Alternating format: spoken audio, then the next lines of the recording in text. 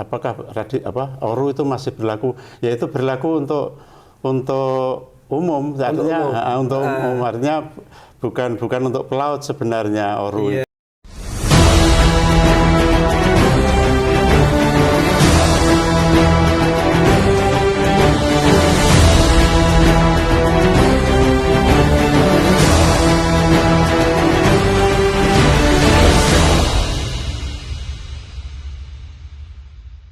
Bismillahirrahmanirrahim. Assalamualaikum warahmatullahi wabarakatuh. Teman-teman sekalian, ketemu lagi dengan channel saya David Trik. Ini pada pagi hari ini alhamdulillah sekali saya diberi kesempatan bertemu dengan salah satu, bisa dikatakan ini favorit saya ini, karena saya banyak sekali menggunakan buku-buku beliau, kemudian banyak juga menggunakan materi-materi ajar beliau, ya. Dan ini di dunia pelayaran tentu teman-teman sekalian banyak yang sudah tidak asing lagi, khususnya bagi teman-teman sekalian yang berkecimpung di industri maritim, dan khususnya ini gurunya para guru ini termasuk gurunya para guru ini, ya, para instruktur di maritim. Ini selamat pagi, Kapten Hadi. Selamat pagi, Mas David. Ya, terima kasih Cap sudah diperkenankan nih ngobrol-ngobrol singkat.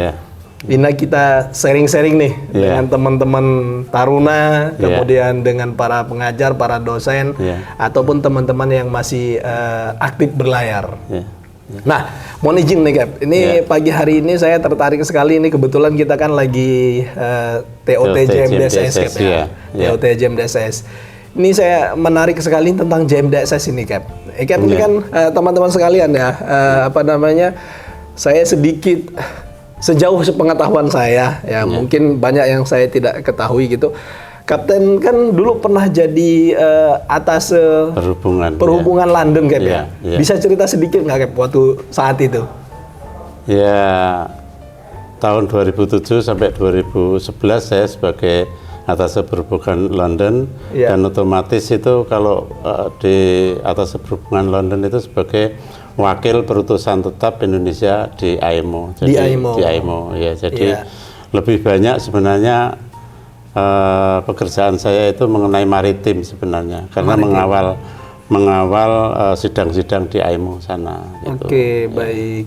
Berapa lama Cap tadi? 4 tahun. 4 tahun. 4 tahun, ya. 4 tahun dari 2007 sampai 2011. Dari 2007 sampai 2011. Nah, ini kaitan dengan JMDSS ini sendiri Cap. Bisa dicerita nggak sedikit nah, selama menjadi atasan London itu pernah dibahas atau seperti apa? Sebenarnya banyak pembahasan itu. Kebetulan pada waktu saya di sana itu ini lagi ada comprehensive review tahun 2007 sampai 2009 itu comprehensive review dari STCW yang kemudian hasilnya itu adalah 2010 amandemen Manila itu. Manila 2010. Nah, antara lain di situ ya dibahas tentang JMDSS juga, di mana di amandemen 2010 itu JMDSS radio operator itu menjadi certificate of competency. Jadi sebelumnya kan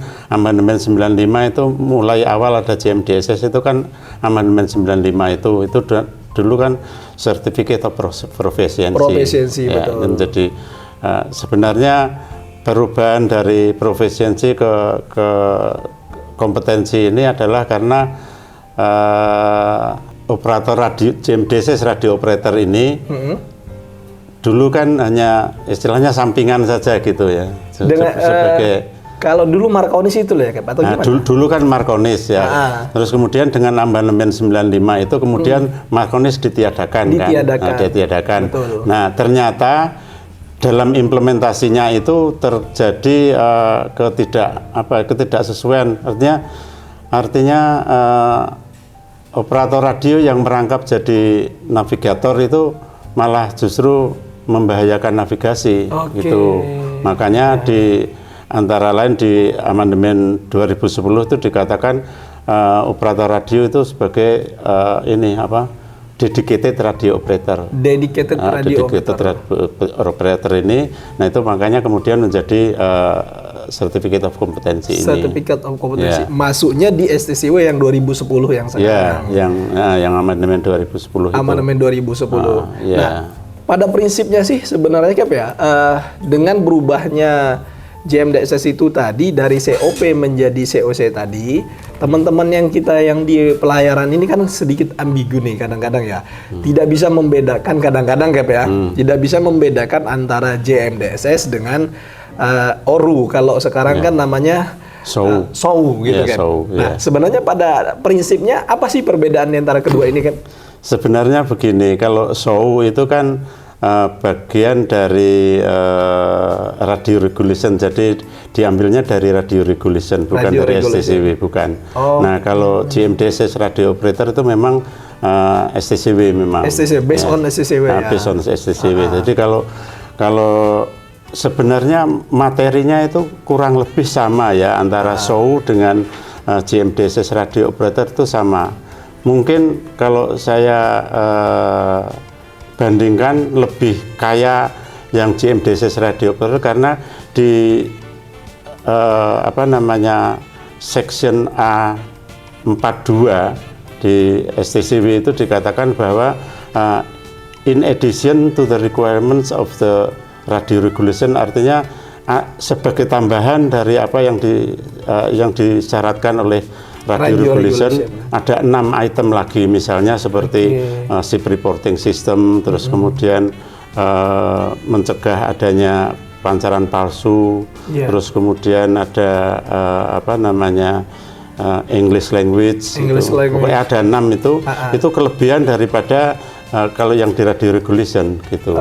Berarti yang di dalam STCW itu tadi addition, tambahan daripada di radio regulation. Iya, jadi tetap persyaratan yang harus ada di radio regulation tetap harus ada, ditambah dengan 6 itu tadi ya, dengan yang ada di STCW. Termasuk IAMSAR manual, SMCP segala macam itu. Artinya secara materi sebenarnya masih banyak dari STCW daripada radio regulation. Radio regulation. Ya.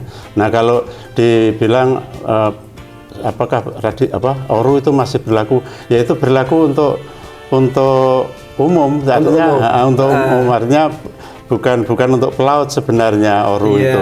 SOU itu bukan untuk pelaut sebenarnya, untuk stasiun radio pantai misalnya. Nah, seperti itu. Kalau untuk pelaut itu sebenarnya GMDSS radio operator saja sebenarnya sudah cukup. Sudah cukup karena materinya adalah materi dari radio regulation ditambah dengan 6 item itu 6 tadi. 6 item itu yang ada di STCW tadi. Itu. Yang ada di part 4 tadi Cap ya. Yang di STCW di 4 code A4. A4 itu tadi. Jadi secara mendalam itu tadi ditambahkan dari STCW. Iya. Nah, kaitannya dengan teman-teman kita yang di kapal nih Cap. Ini kan kita sering menjadi diskusi lah tambahan dengan mereka bertanya, kalau seperti itu apakah saya masih perlu untuk mengikuti diklat SOU itu tadi untuk kami yang bekerja di kapal, katanya kira-kira seperti itu Cap. Sebenarnya diklat SOU itu sudah nggak ada ya, dan nggak ada tuh diklat SOU, tapi yang ada itu ujian SOU sebenarnya. Ujian SOU ya. Kalau radio regulation kan tidak mensyaratkan ada diklatnya. Kalau STCW itu mensyaratkan harus ada diklatnya. Harus ada diklatnya itu. Oh iya.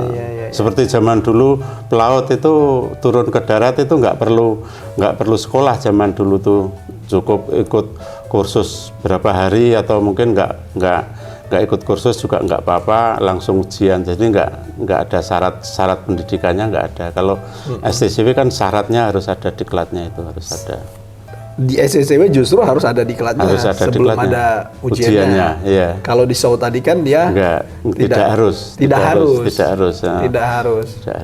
Oke, baik. Nah, kira-kira Cap, nih sebagai pengajar senior nih Cap, nih buat teman-teman kita yang masih muda. Buat teman-teman pelaut dan teman-teman yang berkarir di darat, ada yang perlu misalnya ditambahkan kesan khusus gitu kan? Ya, kalau saya teman-teman ini bagi pemegang GMDSS radio operator itu harus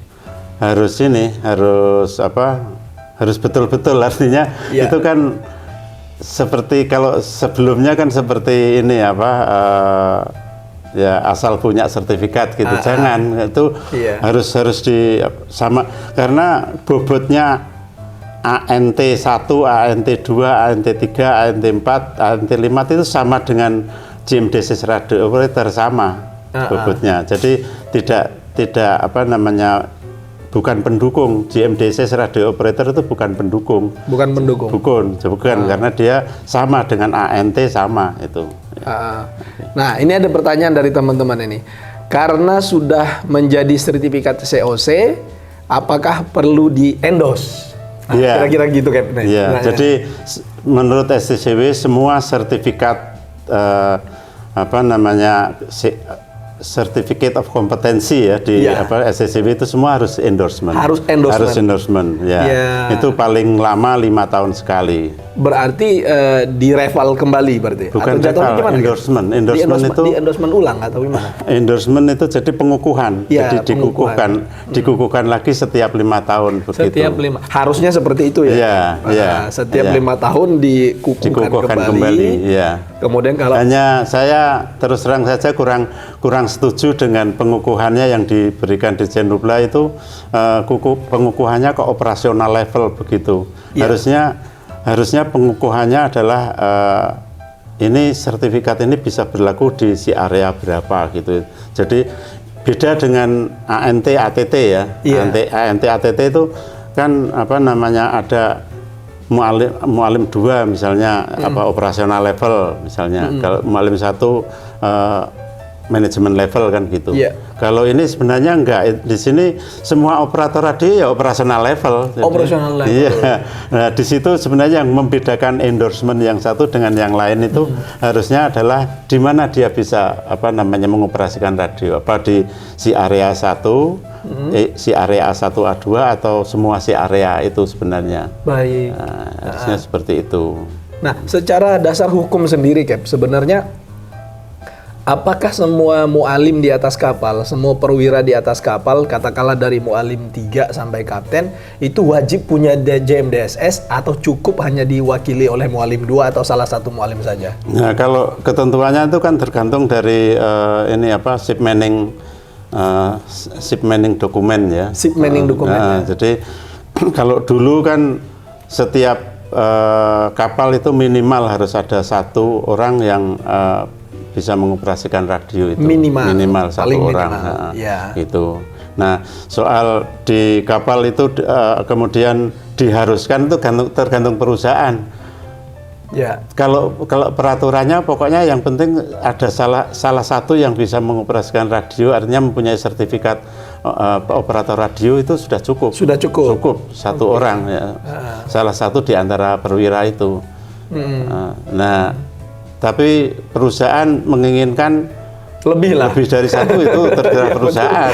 Tergantung perusahaan. Aturannya perusahaan maunya dia semua ya sah-sah saja gitu, Cap, ya. Jadi tidak masalah. Nah, semua yang kerja di saya harus punya GMDSS radio operator, harus punya OSOU lah, itu atau tergantung perusahaan. Betul. Itu. Jadi perusahaan kan juga punya tanggung jawab di dalam memenuhi ketentuan STCW. Dia harus mengawaki dengan orang-orang yang disertifikati yang benar itu. Betul. Itu. Jadi sebenarnya sama seperti show itu tadi, kalau secara based on peraturan sebenarnya ya cukup dengan JMDSS, JMDSS radio operator. Radio operator. Tapi kembali lagi kepada ship manning itu tadi, aturan internal perusahaan. Ya, ibaratnya kalau kita jualan donat, Cap, ya. Jualan donatnya yang rasa kacang semua, kan ada yang lain nggak suka kan. Ada maunya yang keju, yang coklat, maunya yang lengkap gitu kan ya. Nah, dari teman-teman ada pertanyaan lagi nggak? Silakan. Silakan kalau ada yang tanya lagi. Nggak apa-apa, nanti mumpung ini narasumbernya kita susah ketemu Kapten Adi itu loh, jarang-jarang itu. Sekarang kan diwajibkan ya untuk mengambil ANT 4, ANT 5 terus punya JMDSS. Nah, itu apakah memang harus memiliki JMDSS untuk mendapatkan ANT 4 atau ANT 3 ya? ANT 3. Nah, Ya, itu peraturan dari Dirjen Hublannya begitu. di kurikulumnya gitu kan ya? Bukan kurikulum, tapi peraturan Dirjen Hubla itu mereka yang mau ambil ANT 3, ANT 4 itu harus mempunyai JMDSS, itu ketentuan khusus itu dari Dirjen Hubla, bukan dari AIMO, bukan. Oh, baik gitu. Dan itu dituangkan di dalam kurikulum. Persyaratan yang di bawahnya itu kan ada persyaratan Gap ya. Nah, jadi itu harus dilengkapin seperti itu. Tapi memang itu ada di Solas atau di SSCW itu seperti apa, Gap? Enggak, kalau di Solas SSCW nggak ada untuk ANT itu harus mengikuti JMDSS, itu nggak ada di SSCW ataupun di Solas, nggak ada. Kalau di negara lain sama kan? Sama ya. Negara lain sama. Karena saya dulu punya pengalaman juga kan ya, waktu di Korea. Itu begitu ada waktu itu kalau nggak salah dari Port Authority, lupa saya, naik ke atas kapal, ternyata mualim 2-nya ini tidak punya JMDSS. Akhirnya di next portnya dipulangkan, gitu. Padahal baru join beberapa bulan itu diganti. Ya mungkin itu tadi kembali ke yang Kapten bilang tadi ya, aturan perusahaan seperti itu. Dengan berubahnya JMDSS tadi dari COP menjadi COC ini tadi, apakah menjadi dual pekerjaan gitu kan? Karena di samping dia menjadi sebagai mualim jaga. Sebenarnya begini. Seorang yang sedang melakukan dinas jaga radio itu tidak boleh merangkap sebagai dinas jaga navigasi. Sebenarnya begitu aturannya itu. Aturannya seperti itu. Sebenarnya dirubahnya COP jadi COC itu untuk orang yang sedang dinas jaga radio saja. Walaupun suatu ketika dia jaga navigasi, ada jaga navigasi aja gitu. Baik. Jadi supaya tidak ada konsentrasinya terpecah itu. Makanya di SSCW disebutkan dedicated operator itu tadi. Dedicated operator. Berarti memang yang bertanggung jawab langsung terhadap JMDSS itu tadi tanpa diberikan tugas tambahan lain. Tanpa merangkap pekerjaan lain gitu. Ya. Nah, ini kan makin kesini ini kan muncul ini Cap ya. Ada ETO ya. ETO ini kan apakah ini nanti ke depannya juga Markonis itu perlu dihidupkan kembali? Menurut Kapten kira-kira seperti apa? Dengan Sebenarnya dengan adanya COC ini sebenarnya mau menghidupkan lagi Markonis sebenarnya, nggak perlu ETO sebenarnya. Nggak perlu ETO. Dengan dedicated radio operator ini sebenarnya mau dihidupkan lagi Markonis lagi, tapi masalahnya perusahaan sekarang kalau sudah enak-enak nggak pakai Markonis, ngapain pakai Markonis lagi?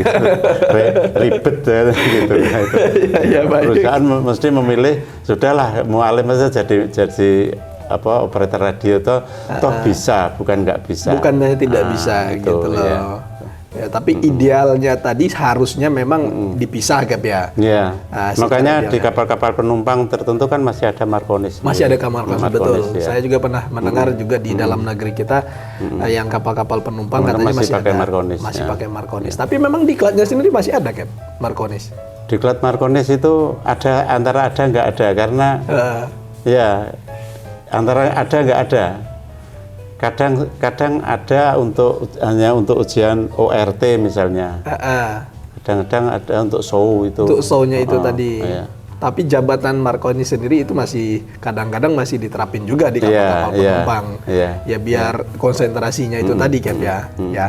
Ya mungkin itu saja teman-teman sekalian. Ini ngobrol singkat kita dengan Kapten Hadi. Luar biasa sekali pengalaman beliau ya. Sekarang base-nya di Semarang Cap ya? Semarang ya. Di Semarang. Beliau adalah sebagai dosen tetap di Semarang yang dulunya mungkin tidak semua orang bisa mengikuti jejak beliau. Beliau pernah menjadi atasnya di London dan juga beberapa jabatan penting yang pernah beliau emban di Kementerian Perhubungan. Semoga informasi tadi bermanfaat bagi kita semua, bagi teman-teman semua. Terima kasih, sampai ketemu pada video selanjutnya. Assalamualaikum warahmatullahi wabarakatuh. Waalaikumsalam warahmatullahi wabarakatuh.